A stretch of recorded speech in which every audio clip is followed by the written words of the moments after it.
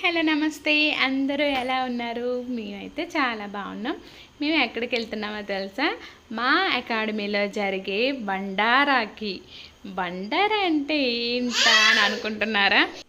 బండారా అన్నా కూడా అన్నదానమే అని అర్థమంట.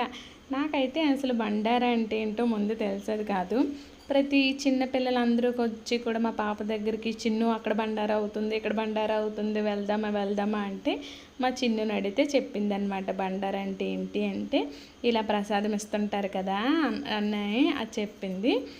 అయితే అన్న సందర్భనే బండారా అంటారని అర్థమైంది. మేమైతే గురుద్వారా, అదిగోండి గురుద్వారా అకాడమీలో ఉండే మందిర్ ఇది.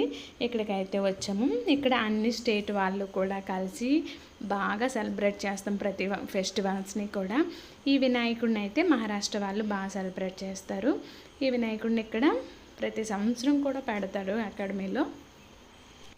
అంటే మనం వీధుల్లోన మన దగ్గర మన స్టేట్స్లో పెట్టుకునే వినాయకుడు మనం చూస్తూ ఉంటాం కదా, ఇక్కడది మీరు చూడరు అనే ఉద్దేశంతో నేను షూట్ చేసి అయితే అప్లోడ్ చేస్తున్నాను. ఇక్కడది కూడా ఎలా ఉంటుందో ఒకసారి చూసేయండి. ఇక్కడ భోజనం కూడా మన దగ్గరలో ఉండదు, కొంచెం డిఫరెంట్. అంటే ఇక్కడ అన్ని స్టేట్ వాళ్ళు కూడా అందుకని ఎవరికి నచ్చినట్టు వాళ్ళు పెడతారనమాట. మ్యాక్సిమం పూరి ఎక్కువ ఉంటుంది బాగా. ఇదిగోండి ఎంత బాగా డెకరేట్ చేశారో చూడండి.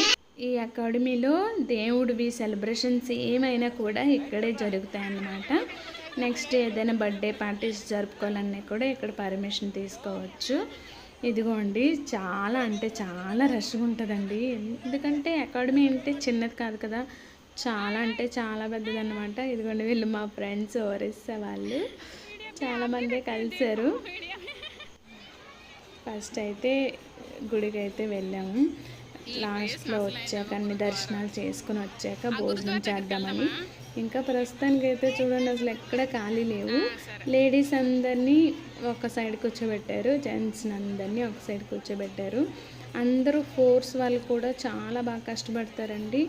అందరూ బాగా సర్వీస్ చేస్తారు. ప్రతి ఒక్కరికి ఏం కావాలంటే అది చక్కగా. అయితే ఫస్ట్ అయితే గుడి లోపలికి వెళ్ళి దర్శనం చేసుకున్నాము.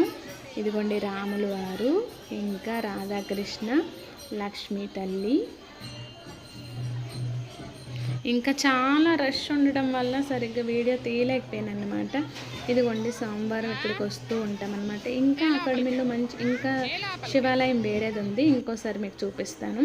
ఇదిగోండి మా బొజ్జి గణపయ్య. మా చిట్టి తల్లికి దండం పెట్టుకోమ్మా అని చెప్తే సాష్టాంగ దండం పెట్టుకుంటాం చూసారా. తనకి ఇంట్లో బాగా అలవాటు అయిపోయింది, రోజు అలా సాష్టాంగ దండం పెట్టుకోవడం, గుంజీలు తీయడం ఇలాంటివి. నేను రోజు పూజ చేసినప్పుడు నాతో పాటు తను కూడా నేను ఏం మంత్రాలు చదివితే అది కూడా చదువుతుందన్నమాట. ఇదిగోండి వినాయకుడు. ఎవ్రీ ఇయర్ కూడా అన్ని స్టేట్ వాళ్ళు బాగా సెలబ్రేట్ చేస్తుంటారు. ఇయర్ అయితే మహారాష్ట్ర వాళ్ళు అయితే చాలా బాగా చేశారు. ఈసారి పెట్టలేదేమో అనుకున్నా, నాకు అసలు కొన్ని రోజుల వరకు తెలియలేదు పెట్టారు అని. పెట్టాకైతే ఒకరోజు అలా దర్శనం చేసుకోవడానికి వచ్చాం. ఇంకా ఈవినింగ్ అయితే రోజు ఏదో కాంపిటీషన్ ఉంటుందండి, పిల్లలకి బాగా ఎంజాయ్ చేస్తారు. నైట్ పిల్లలకి అన్ని ఏజ్ల వాళ్ళకి డైలీ డ్యాన్స్ ప్రోగ్రామ్స్ అని, గేమ్స్, ఇంకా యోగా ఇలాంటివి ఉంటూ ఉంటాయి అన్నమాట. నేను నైట్ టైం రాలేదు, మధ్యాహ్నం అయితే వచ్చాను. కానీ ఈ ఒక్క వినాయకుడి దగ్గరే కాదు అన్నదానం అనేది, ఏ సెలబ్రేషన్ చేసినా. ఇప్పుడు కార్తీకం వస్తుంది కదా, అయ్యప్ప స్వామి పూజలు అయితే బాగా జరుగుతాయి అన్నమాట. ఇక్కడ అయ్యప్ప స్వామి పూజల్లో కూడా రోజుకొకరు భోజనం పెట్టుకుంటారనమాట. ఎంతమంది వస్తే అంతమంది. ఈ తమిళ్ వాళ్ళు, కర్ణాటక వాళ్ళు, మన సౌత్ వాళ్ళు అయితే మాత్రం మన ఫుడ్ పెడతారు. పూరి మాత్రం కంపల్సరీ ఉంటుంది. చాలా బాగుంటుందండి. అన్ని దానాల కంటే అన్నదానం చాలా గొప్పది కదా.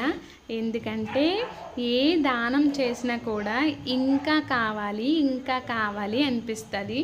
అదే అన్నదానం అయితే కడుపు నిండితే ఇంకా ఎంత తినగలమో అంతే తినగలం కదా, కడుపు నిండిన వరకు. మరి చాలు అనిపిస్తుంది.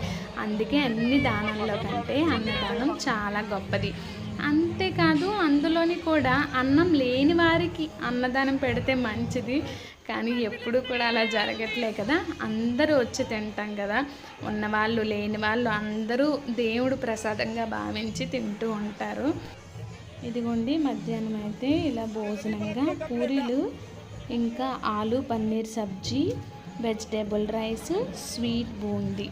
ఎలా ఉంది మా అన్నదానం? ఈ వీడియో చూసిన అందరికీ థ్యాంక్ యూ సో మచ్.